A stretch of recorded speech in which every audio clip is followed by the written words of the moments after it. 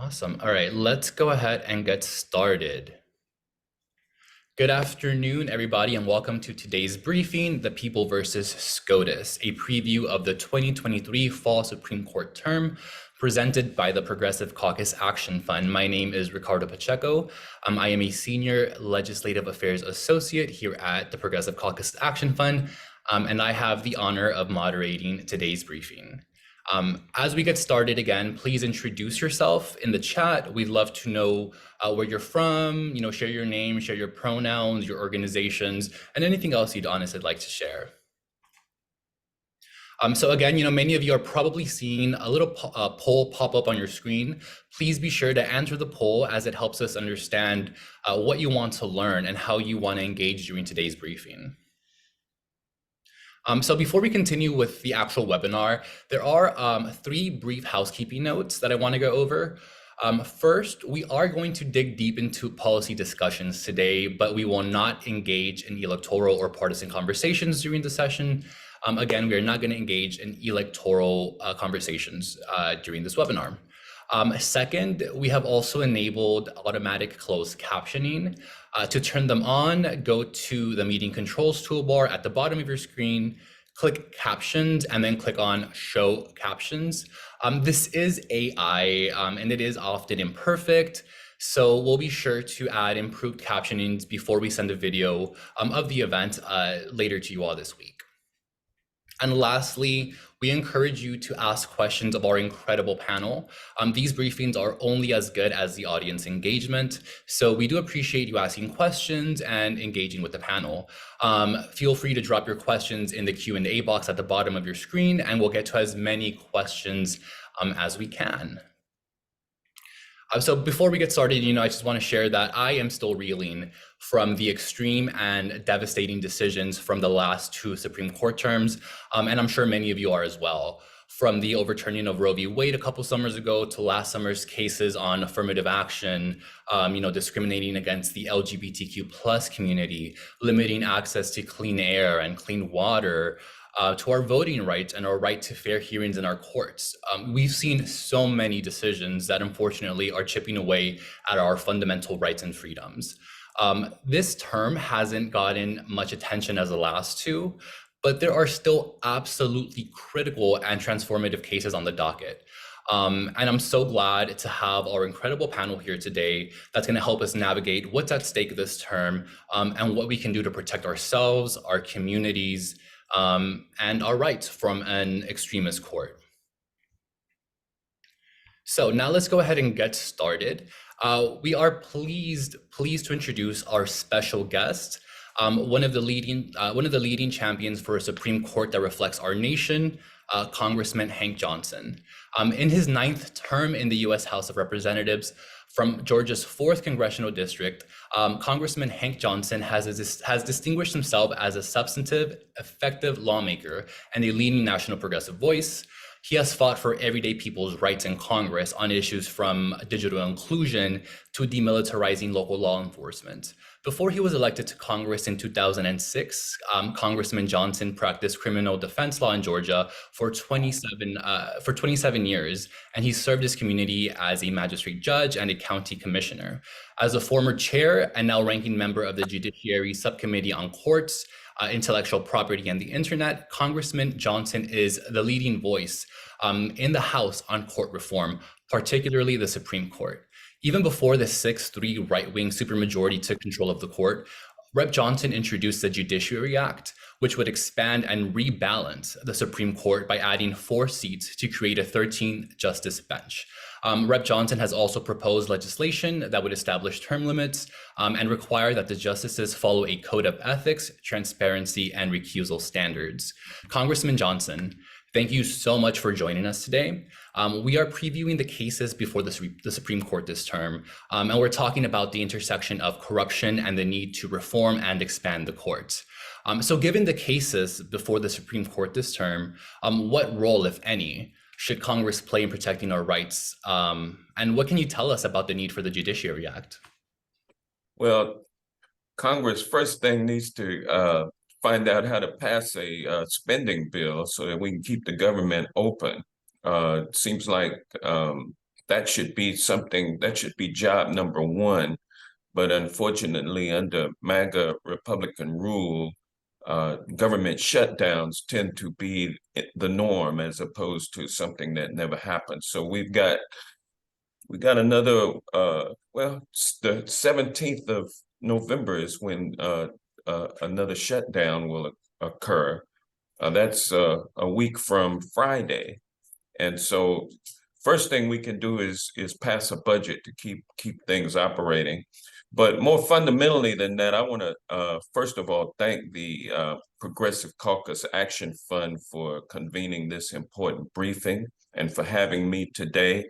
It's no doubt that Congress has a role to play in reining in what is now an out of control United States Supreme Court. First order of business is to expand the court. That is a short-term solution to a problem with long-term implications. So expanding the court, adding seats to the court would require passage of my legislation, the Judiciary Act of 2023. By repeatedly gutting voting rights, the court has reduced the role of average voters in our elections. The Supreme Court is also trying to whitewash history by undoing the civil rights legacy and by continuing to rule as if racism does not exist. And last year, the court stripped millions of women of their right to an abortion in the Dobbs decision. Now, we saw last night in Ohio that people don't like it when the court takes away their rights. They get fired up, and it's true that voters have a role to play through state ballot initiatives, but Congress also has a role to play here. Congress has the power to legislate how many justices will serve on the nation's highest court. In fact, Congress has changed the number of justices 7 times throughout American history. And it's clear that the time has come for Congress to adjust the numbers of again, because this court has been captured by by dark money corporate interest. The court has forgotten that it's accountable to all Americans and not just to the Federalist Society and Leonard Leo. It's time to expand the court, and we must do so right now. Second, we need to pass my Supreme Court Tenure Establishment and Retirement Modernization Act, also known as the TERM Act. The TERM Act is a long-term solution. It would limit Supreme Court justices to 18-year terms in active service, and it would regularize appointments so that each presidential term would see the nomination of 2 Supreme Court justices. So every 2 years, you would have justices rotating off the bench at the expiration of their 18-year term.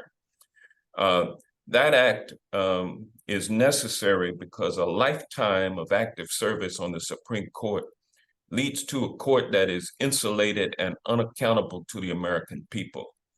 Term limits for Supreme Court justices also is a wildly popular idea. 2/3 of Americans support Supreme Court term limits. It's a common sense solution supported by Democratic, Independent, and Republican voters. By ensuring that the Supreme Court is more representative of the nation, term limits can help protect our rights, restore our faith in the judicial branch, and save our democracy. Third, we need to pass my Supreme Court Ethics, Recusal, and Transparency Act, also known as the CERT Act. The Supreme Court has refused to hold itself accountable to a code of conduct. And this year we saw what people like Justice Thomas do when there is no code of ethics. Justice Thomas has accepted several $1 million worth of gifts from secret billionaire benefactors, including at least 38 destination vacations, 26 private jet flights, 8 helicopter flights, VIP passes to sporting events, stays at luxury resorts, and an invitation to an exclusive golf club. gifts which he should never have accepted to begin with, and which he also failed to disclose to the public as required to by law. The total value of these undisclosed gifts is estimated at several $1,000,000, coming from a range of secret billionaire benefactors. He even let a billionaire pay for the home his mama lives in rent-free, took a secret sweetheart loan that he never paid back, and made the Supreme Court available as a fundraising venue for his friends. It's untenable that Supreme Court justices are the only public officials not bound by a code of conduct, unlike all other Article III officers and officers in the other two branches of government. And that's why we must pass the CERT Act now. All three of these bills, the Judiciary Act, the Term Act, and the CERT Act, work together to ensure that we are not back here in another generation. And all three bills are necessary to rein in this out of control Supreme Court. And so, given the growing momentum for judicial reform after extreme rulings and ethics scandals within the court, it's important that you keep the public appraised of what's going on with the court so that we can build momentum to pass these three bills. And so I want to thank you for your efforts. Thank you for your support. And if anyone has any questions, if that's appropriate, I'd be willing to take a couple. I do have one follow-up for you, Congressman Johnson. And you mentioned this, and this is a good segue, that there is growing momentum for judicial reform, especially after these extreme rulings and these ethics scandals that you've, laid out. So what can you tell us about that growing momentum from your colleagues in Congress, on the need to reform the court? And what has changed over the years, in your opinion? Well, I think the ruling in Dobbs has brought it home to people that, our fundamental rights are at stake. For the first time in history, the United States Supreme Court actually took away a right, women's reproductive freedom, the right to an abortion. And then Justice Thomas, in his concurrence in that case, threatened to take away even more rights, put even more individual liberties on the chopping block. And so people understand that, this judiciary, even though we don't see the justices and their proceedings are not televised, and if you saw one on the street, other than Clarence Thomas, you may not know who they are.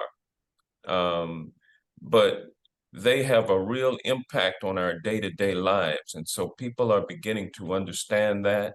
They're also beginning to understand that it's not a case where the court is untouchable, as it has been. Congress has pretty much had a hands-off approach with the court for decade after decade after decade, which has brought the court to this point where it is, where it needs reform. It has awakened Congress, members of Congress, that yes, we do have power over the court. It's not to control the rulings of the court, but it's to actually protect the administration of justice in this country.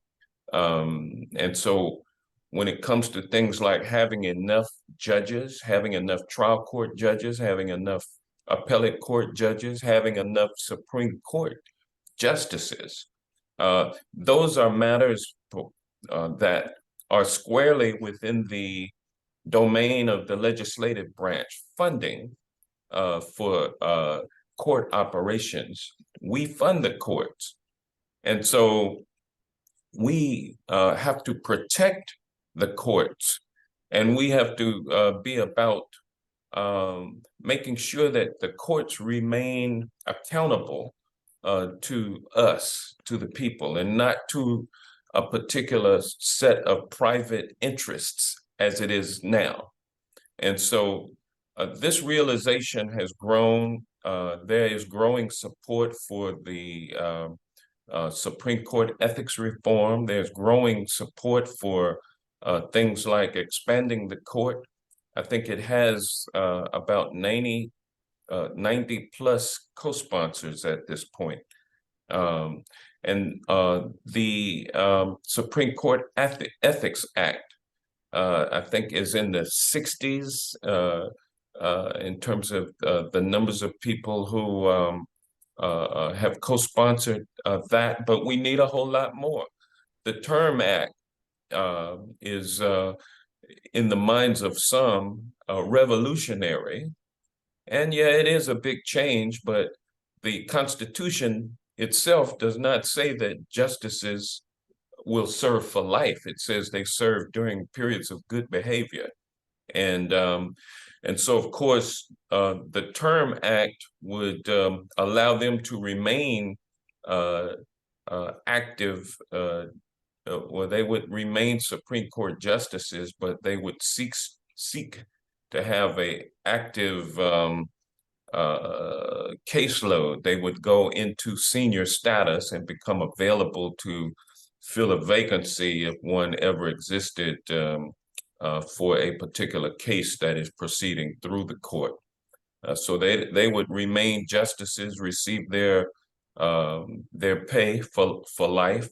So there's no constitutional impediment there, but people need to, or my colleagues in Congress still have to be sold on the efficacy of the Term Act. And so we have a lot of work to do, and the voice that comes from your organization helps the people understand, and the people then getting with their representatives to get them to support legislation like this is very important. So I appreciate your efforts. Congressman Johnson, thank you so much. We know you have to head out to do the people's business, so we honestly truly appreciate your time. So, please join me in thanking Congressman Johnson for joining us today. Thank you all for having me, and have a great day today. Thank you. Thank you, Congressman. And now it is my pleasure to introduce the rest of our panel. First, it's my pleasure to introduce John Greenbaum. John is a chief counsel at the Lawyers Committee for Civil Rights under the law, where he is responsible for managing the committee's efforts to seek racial justice. He supervises the committee's work on issues including criminal justice, economic justice, and voting rights.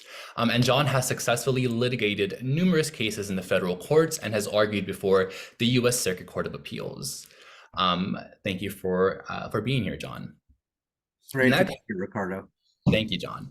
Next, we have Megan Hatcher-Mays. She is a director of democracy policy at Indivisible. Prior to joining Indivisible, Megan was a counsel at Demanded Justice, where she fought the Brett Kavanaugh confirmation.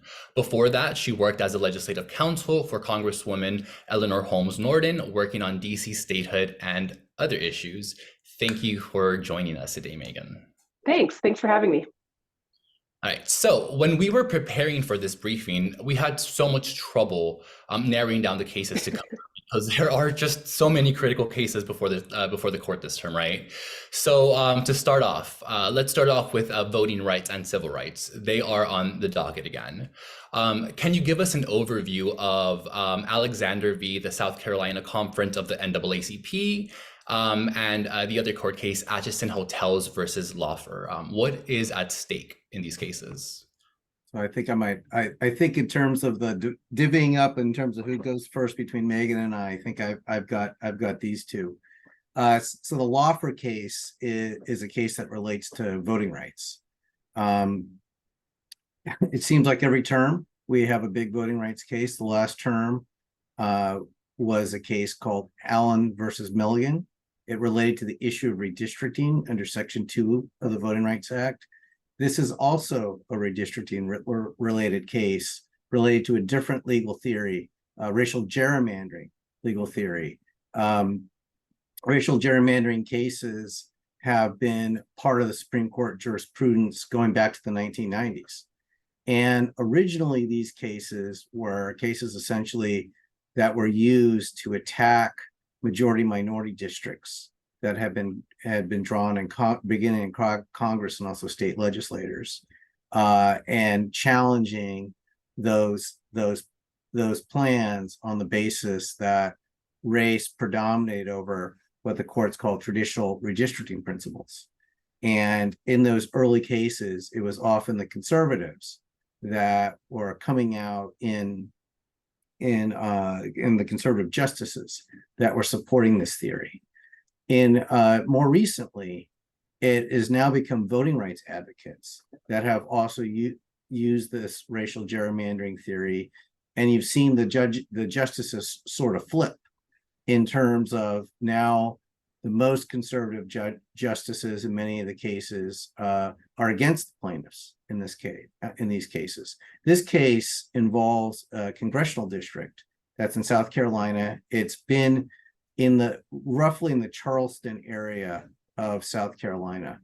It's the first district, and in the past decade, this district has had a number of close elections, including in 2018 when a Democrat got elected to the district. And when they were redistricting in 2021, one of the things that some of the legislators wanted to achieve was they wanted to achieve bringing in some of the counties outside of Charleston, bringing them wholly into this district. But by doing that, it raised what would be the Black population in the district. So in order to counterbalance that, what the plan drawers did was they moved Black population out of the district so that way the district would have the same level of Black population as the prior district did, but probably would perform more conservatively. And so the plaintiffs brought a case saying this is a racial gerrymander because you intentionally move these Black people out.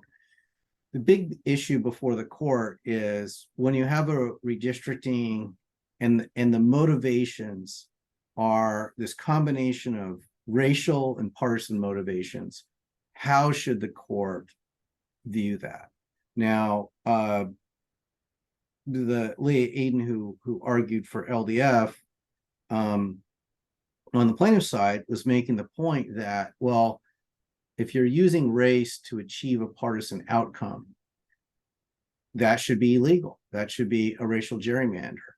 It's not clear as whether the majority of the court is going to buy that. A number of the conservative justices were making the point that you have to show how race is more of a motivating factor than partisanship, and that you can show some racial difference when you account for partisanship. So that case is going to have, however the court comes down, is going to have a major impact in redistrictings going forward when legislators, because legislators these days, there was a case a few years ago where the court said that partisan gerrymandering is not justiciable, that you can't bring a partisan gerrymandering case. And so what a lot of legislators are doing now when they're drawing redistricting plans is they're just not talking about partisan, they're not talking about race at all. They're talking about everything in partisan terms. So that's a little bit of background on that one. And the Louder case, what's at the heart of that is when plaintiffs have standing to bring civil rights cases. The situation there was you had a disabled plaintiff who would go onto websites to make sure that the websites properly addressed the issue of ADA compliance with the hotels. And when websites would not, when there was no information about ADA accessibility on the website, the plaintiff would often sue the hotels to create a change. And the plaintiff herself, because the suit was not for damages, it was just for injunctive relief, was not getting any monetary benefit. And there were cases in the lower courts that reached different results as to whether under those circumstances, and she herself had no intention of actually being a guest at any of the hotels. She was doing it for this reason, to see if they were compliant with the ADA. And the issue in the case is, does she have standing? Does she have a legal right to bring the case under the circumstances? The case, if decided the wrong way, could seriously impact the ability for what we call tester cases to be brought. And oftentimes you see this in areas like fair housing, for example, where the Justice Department and others will have programs where you'll have both a white person and a person of color go to see whether a particular landlord is willing to rent a place. And if the black person is told we have no apartments available, and the white person is given a different answer, then there's often a follow-up with litigation at that point. So a bad decision would put programs like that at stake. It does seem like the court is not going to go in that direction in this case. The defendant's counsel wasn't advocating for that dramatic a change, but there's also a weird procedural aspect to this case where the plaintiff has said she wants to drop the case and she's not going to bring these cases anymore going forward. And the defendant hotel actually sold the hotel. So neither party really has rights that continue to be at issue. So it's likely that a majority of the Supreme Court will find that the case is moot. Thank you for that overview, John. Another alarming case this term, and the Supreme Court actually just heard oral arguments on this case, I believe yesterday, is US v. Rahimi, which could potentially overturn a ban on domestic abusers owning guns, despite the high rates of violence against women and the connection between domestic abuse and other violent crimes like mass shootings. So what does this Rahimi case tell us about the fallout from the Bruen decision? I'll jump in. Yeah, so this case, just like you said, Ricardo, it's about whether or not people who have been convicted of domestic violence laws should be able to own firearms. The answer obviously is no. No. But given the Supreme Court's Second Amendment, most recent Second Amendment jurisprudence, this actually has been thrown into kind of a little bit of chaos in our court system. That basically what the court ruled in Bruen was, if you want to place restrictions on firearm ownership, you need to find a historical analog from the era of Thomas Jefferson. So if you can't do that, it's really unlikely that the court is going to uphold a state or local regulation on gun ownership or gun possession, like concealed carry laws and things like that. In Bruen, they struck down this like over 100-year-old statute that you need like a special reason to carry a weapon, carry a firearm outside of your home. Engage in a lot of fear mongering about why someone might need a gun in New York that is really not rooted in reality at all. And as a result, our country's laws on guns are now kind of been pulled forcibly back in time to like the 17th century. So the real concern here is, Rahimi is the person. Rahimi's lawyer is arguing there's no historical analog for preventing domestic violence, people convicted of domestic violence offenses from owning firearms, so he should be able to own guns. And the flip of that is, of course, people who are convicted of intimate partner violence should not be able to own weapons. Those people who are the victims of domestic violence are at acute risk of further violence and death. from their partners who they have may have left or who have been convicted. So it puts people, largely women and other marginalized folks, at severe risk of harm. I think what's interesting about this case is, during arguments, it seemed like the justices were very skeptical of Rahimi's argument, basically saying, well, that doesn't really make sense. He's very violent. Why should he own a gun? But I find their confusion about the argument confusing myself, because the only reason this case is in front of the court in the first place is because the court itself invited these types of challenges to federal, local, and local gun laws. This is what they wanted. And so it's very interesting that they, in Bruen, would come up with this totally unworkable, basis for gun laws, and then be like shocked that their decision was completely actually unworkable and would lead to further violence. So it's hard to say how this will go. Oral arguments tell you some things about how they might rule, but not everything.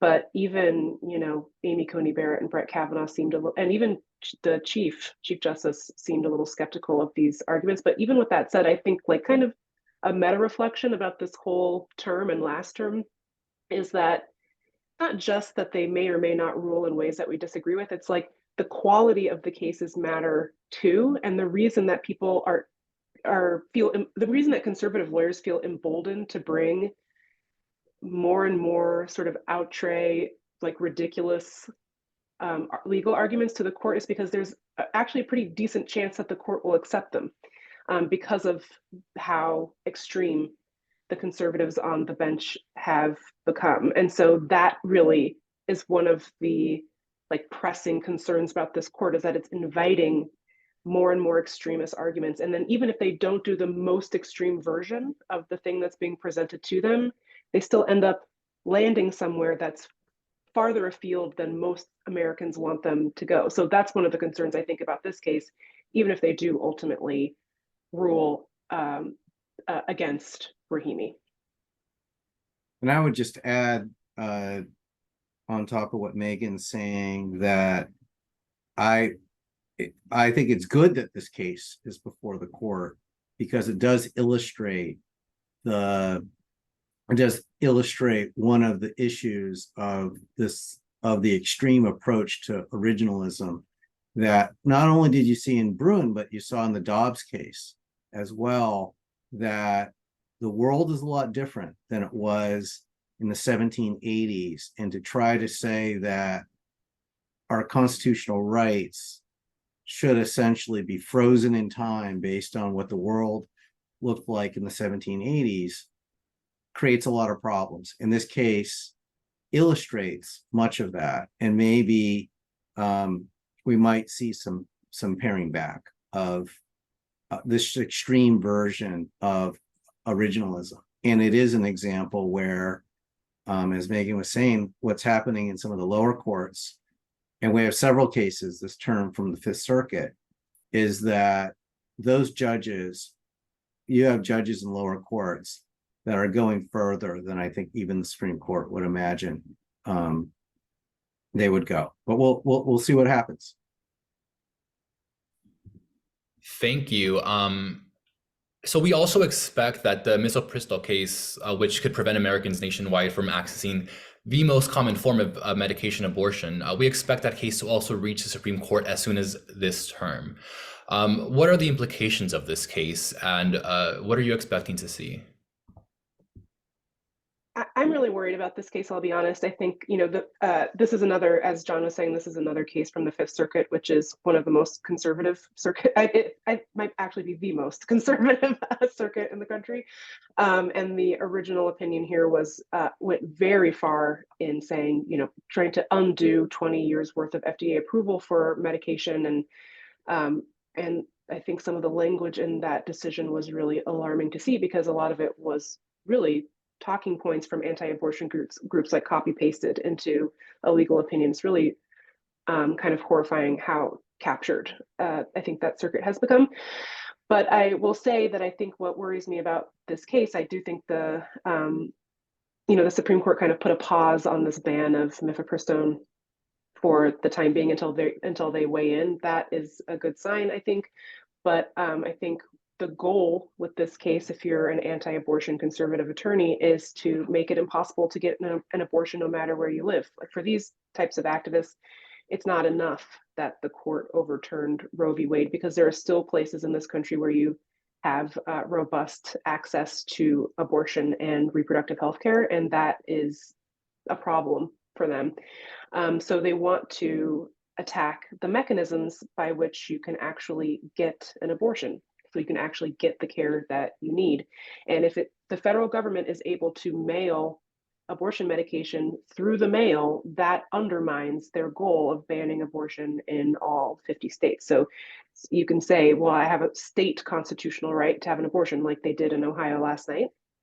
But it doesn't mean anything if you can't actually get the medication that you need, or you can't get the care that you have this constitutional right to, right? So my concern is that the court, this is like John Roberts' favorite thing to do, is to come up with some sort of unworkable compromise that sounds good on paper but doesn't actually work, which is what he tried to do with Dobbs, and then ultimately was overruled by the more extreme factions of the court. So I do worry that I don't think they'll go so far as to say the courts should be allowed to overturn FDA approval of medications. I think that's probably too far, but I could see a universe where the court would say, yes, or no, the government cannot send medication through the mail for whatever reason. So that does concern me. And it has massive implications for abortion rights everywhere. Even if you live in a safe state where access is pretty easy to come by. Thank you, Megan. So now I want to turn to another case that has, I think, flown below the radar of many people, and that is the Loper Bright Enterprises v. Raymundo, which could have potentially huge implications. Specifically with the landmark 1984 decision in the Chevron v. Natural Resources Defense Council. Why is this case so concerning? John, Megan, any? I could start with I was going to say, I feel like I've been talking too much, John. Go ahead. No, we're splitting it up. So this case, like the last one we're talking about, is the issue of what an agency's authority is. So with the Mr. Prostall case, it's a decision that has major substantive effects, but the underlying issue is, did the government agency have authority in terms of its approval of use of the drug? And so in a lot of ways, so it's something that has a major substantive effect, but it comes down to a technical issue of agency authority. And the same with what's going on in Loper Bright, that for the last 40 years, since the Supreme Court came down with this case in 1984 called Chevron, agencies, when Congress passes a law and is silent about aspects of how that law is to be applied by agencies, the default that has existed for the last 40 years is to give the appropriate agency a fair amount of authority to determine how to properly apply the law. And what is at issue in Loper Bright, the issue flat out is whether the Chevron doctrine should be overruled, and instead, when Congress is not clear about a particular aspect of the legislation, to lessen the authority of agencies to make that determination, lessen the presumption that agencies are properly are in the position to make that determination. Instead, put the court in kind of a position of doing a de novo review under those circumstances. And a negative decision here could have major impacts depending, and there are gradations of how the court could come out on this one, but it could have major impacts with respect to a lot of federal agency law, because for the last 40 years, both Congress and the agencies themselves have have assumed that Chevron is good law. And so Congress hasn't necessarily spelled out to the nth degree how a statute is supposed to be interpreted and implemented. And so if you completely get rid of the Chevron doctrine, it could have reverberations all across agency law. That again, like with the abortion case, it's a technical issue, but it could have major substantive ramifications. Thank you, John. So, we've seen, ethics scandals after ethics scandals come to light. Congressman Johnson laid them out pretty well. What do these scandals tell us about the court, and how we should, how we as a movement should respond? Can you help us draw connections between these scandals and the rulings issued by this court? Does corruption have anything to do with these cases, if any? How should we respond as a movement? Yeah, I mean, I think, look, there's actually a couple of different examples of there's like a direct connection between some of these billionaires who are, I guess, underwriting some of these trips and gifts and positive outcomes at the Supreme Court. But even if there weren't, it's like you just don't get to be a steward of our democracy and accept lavish gifts from people like this without, you really shouldn't be accepting them at all, let alone not disclosing them, right? But there actually are some tangible examples. For example, Paul Singer, who was the billionaire who paid for Alito's, what looked like a very fun fishing expedition to Alaska, paid for the private jet, which Alito said, well, what was I supposed to do? The seat was empty. Somebody else would have sat in it if it wasn't me. That's like not even really a joke. I'm paraphrasing, but he basically said that. Paul Singer paid for this trip. They stayed at a lodge. They drank really expensive wine. They went fishing, and I'm sure they had a blast. But Paul Singer had business pending in front of the Supreme Court. And after that trip, he won a case and won $2 billion in a settlement after this case was decided. Alito voted in his favor. So there's a really strong link between the interests, at the very least, the interests of the people who are paying for these gifts and trips and how the court is issuing their decisions. So even if it weren't the case that Paul Singer directly benefited from a Supreme Court opinion, the point is these guys, Harlan Crow, Paul Singer, Robin Ackley, all these people have interests, corporate wealthy interests that they want the Supreme Court to preserve. And so when they pay for all these things, that is a way of doing that, or it's a way of rewarding the justices for doing what they want. And so it has the effect of severely undermining the trust that the public has in the Supreme Court as an institution. And if the public doesn't believe in the legitimacy of the Supreme Court, then the Supreme Court has no legitimacy. That's how it works. Because, under normal circumstances, if we're upset with what a public official is doing, we would vote them out of office, but we cannot do that because they're not elected. So they're operating as though there are no consequences. And up to this point, they haven't faced any. They haven't faced any consequences. And it's just now that the Senate Judiciary Committee is starting to take votes to authorize subpoenas of some of these individuals who have been paying for these lavish gifts, which is a great first step. But the more we treat the Supreme Court like some sort of untouchable, consequence-free body, the more they act like it. And as a result, the more their decisions will benefit those who are paying them off, so. All right, so I want to be, mindful of time, and I want to be sure that we're able to get to our audience questions. But there are just two more cases that I want to, quickly touch upon before we move on to Q&A. The first one is on, more the U.S., which deals with, the mandatory repatriation tax in the 2017, Tax Cut and Jobs Act. And the other one is the CFPB versus CFSA, which is a Consumer Financial Protection Bureau versus the Community Financial Services Association of America case, which deals with the CFPB agency. Can you just touch on these cases and what the implications are?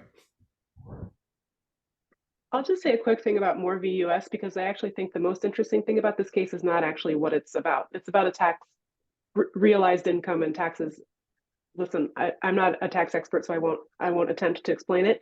But I think what's most interesting about this case is that the lawyer who is arguing for the Moores is this guy named David Rifkin, who was the person that Samuel Alito went to complain that about reporting on his ethical lapses. So he went to David Rifkin at the Wall Street Journal and said, "I'm upset. People are being mean to me because I'm accepting gifts that I shouldn't have." And David Rifkin wrote this puff piece about Alito and how he's a defender of the court and the court's ethics. And now David Rifkin is arguing this case in front of his friend, Samuel Alito, who has not recused himself. So I think, again, to your previous question, Ricardo, about how these things all fit together, like this is exactly like the corrupt sauce that they're making together. And the only other thing I'd say about it is like that was the interview where Alito went to or gave this quote that basically was like, "I don't believe Congress has the authority to regulate the court, period," which is an unbelievable thing for a member of one of the three co-equal branches of government to say. So those two are friends, and now David Rifkin is arguing this case in front of his friend. So I think that is the most egregious, one of the more egregious aspects of this case. And I'll talk about the other case, the Consumer Finance Protection Bureau case.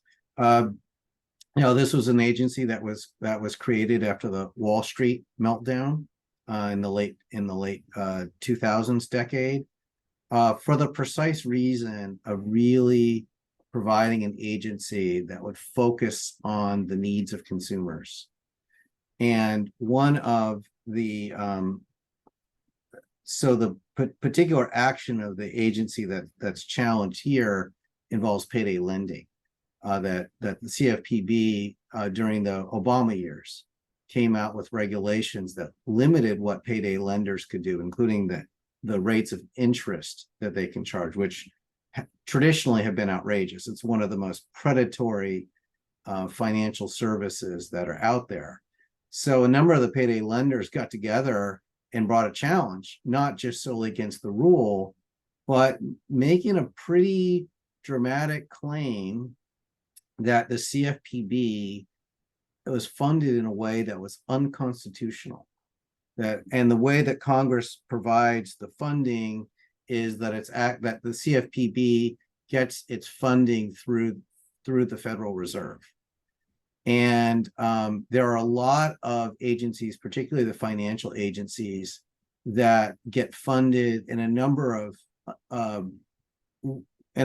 unusual ways, not ways where they're getting annual appropriations from Congress, but in a number of different ways, including agencies that are funded through that are in some ways funded through the agencies or the companies that they regulate. So in any event, again, talking about the Fifth Circuit in a pretty brazen opinion said that the CFPB is funded in a way that is unconstitutional, leaving at least the possibility that that all the decisions that the CFP have made would be illegitimate. Court wasn't really specific. The Fifth Circuit wasn't really specific as to what would be the ultimate effects. They only made the ruling with respect to the payday lending rule. When the case was heard by the court, it appeared that a majority of the court thought that the Fifth Circuit decision was sort of beyond the pale, and part of it is that if the CFPB's funding structure was found unconstitutional, it would affect the funding structure, or make the funding structure for a lot of other governmental agencies subject to challenge. So it seems like this case will be that there should be a decent decision that comes out from the court. But as Megan said earlier, we don't really know until we know, until we actually see a decision by the court. And because over the years, sometimes we're pleasantly surprised, things turn out better than it appeared from the oral argument. And sometimes we are bitterly disappointed in terms of the oral argument seemed like it went okay, but the ultimate opinion that came out is a disaster. Thank you both. So now I want to move quickly onto, some of the live questions from our audience. One of the first ones that was submitted, what do term limits look like, and how many years are being considered for term limits? Well, Representative Johnson's bill, the Term Act, that one, it would be an 18-year term. So if you do the math, which I didn't, it should be, a justice cycling off every 2 years. So the idea is that every president would get to choose at least 2 justices. So it would kind of turn down the temperature on unexpected vacancies, especially in the big fight that we always have to confirm somebody to an open seat. That math might change if we increase the number of justices to 13. So the great news about Hank Johnson is that he also supports court expansion. So if that were to come to pass, I think his bill would just be amended to account for the new number of justices, but there are 9, so they'd be 18-year terms. So that's kind of how that would work. Got it. And in regards to the hotels, the Atchison Hotels versus Laufer case, if the court does end up finding this case moot, does that mean that it won't impact anything regarding civil rights tester cases? At this point, no. And that would be, from the vantage point of our side of things, that would be that'd be a good thing. And it does appear that is where it's likely to go. And as I said, interestingly enough, so the main precedent in this area is a case called Havens. And that case, and in this case, interestingly enough, counsel who was arguing for the court on behalf of the hotels was saying that Havens should not be overturned. It remains good law. I think there's some challenges in kind of distinguishing then why his client should win.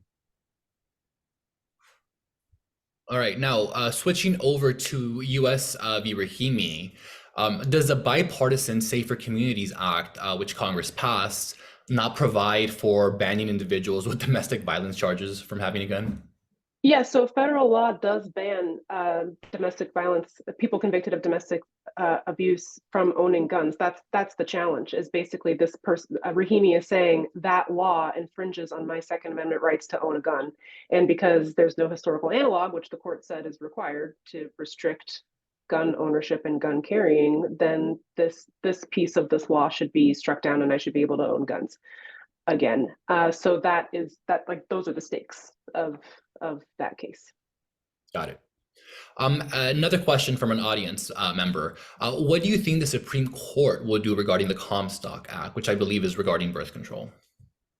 Yeah, well, so I should have said this more clearly when I was talking. That's my fear, is that there's a provision in the Comstock Act that says you can't mail I forget the wording exactly, but it's like indecent material or obscene material through the mail, and I think birth control is explicitly listed as one of the things you can't send through the mail. Maybe, I don't know. I'm sorry, I should have looked it up. But so my concern is that the court might not say, the courts can overturn FDA approval of medication, but they might say this provision of the Comstock Act is valid, in which case Congress would have to repeal that piece of the law, which is obviously very challenging given the current state of Congress. Even in a good time, it's difficult to pass something through Congress. So that's a concern. That's one possible avenue I think the court could take to make it more difficult to get abortion medication or even contraception through the mail. This law has not been used in, I think, over 100 years, but this is the court's bread and butter, is just reviving stuff from 100 years ago and making it our problem now, or 200 years ago, depending on how they feel. Got it. All right. Again, a couple more questions before we wrap up. So there was, a lot of talk about originalism. in this webinar. So when women and people of color weren't considered people in, original law, how can we base law, in originalism? Well, that I would say that question goes to the heart of one of the major problems with originalism, and the fact that the world looked a lot different in the 1780s, and people's rights were a lot different in the 1780s from now, and particularly women and people of color. And another thing that originalists struggle with is the impact of the Reconstruction amendments, the 13th, 14th, and 15th amendments, and the ways that those amendments have to be looked at together with the original Constitution and with the original amendments. So that's a great point, and one that we often make. All right, Megan, John, lastly, we've heard a lot about the dangerous cases, before the court this term, and its increasingly extreme rulings, and, the growing list of ethics and corruption scandals. And Megan, Indivisible, I know, is one of the organizations that is leading the push, to organize the public around court reform. What can we do to protect our rights and freedoms? And how do the folks listening, how does our audience get involved? Great question. Yes, I think one of the things that we've learned, or I think what ended up being kind of a silver lining to some of the court's worst, abuses over the last couple of years, is that people started to really pay attention to what they were doing in a way that I think non-lawyers haven't in a really long time. And that is good. That is like a really net good, that we now know what's going on and we know how to fight back. And so I think it's really critical that your members of Congress continue to hear from you about, even if you just call to say, I'm really worried about what this court is doing, that's good for your member of Congress to hear, because I think they take for granted that we actually care about this stuff. It's going to be really critically important that Congress, might be difficult, I'll be honest, difficult to pass some of these bills that we've talked about today, the Term Act, the Supreme Court Ethics, Recusal and Transparency Act that Hank Johnson talked about, and the Judiciary Act, which is the court expansion bill. Those might be difficult to pass, but what we can do is try to get as many co-sponsors to all three of those bills as we can, so that when we are in a position where we can pass these really critical pieces of legislation, we know that we have the support for these bills going in to that political moment. So I would definitely recommend taking a look to see if your member of Congress or your senators are co-sponsors of these bills, and if they're not, giving them a call or sending them a message to say, we really want you to sign on as a co-sponsor. That'll be really important. And this little niche, but if you do have a senator on the Senate Judiciary Committee, I think it's worth giving them a call to thank them for taking this vote to authorize these subpoenas against these sort of wealthy MAGA benefactors who have been paying for all of these gifts and trips for the conservative justices. Like, this is a crisis that we are in, and I don't use that word lightly, but this is a really severe constitutional crisis when one branch of government has gone this far off the rails and just doesn't care about ethics, corruption, or democracy in the way that the Supreme Court has demonstrated that they don't. We are in a really severe crisis, and it needs to be addressed. And I think that Alito's statement that Congress doesn't have the authority to regulate us, period, that's a dare. And I think Congress needs to accept the dare.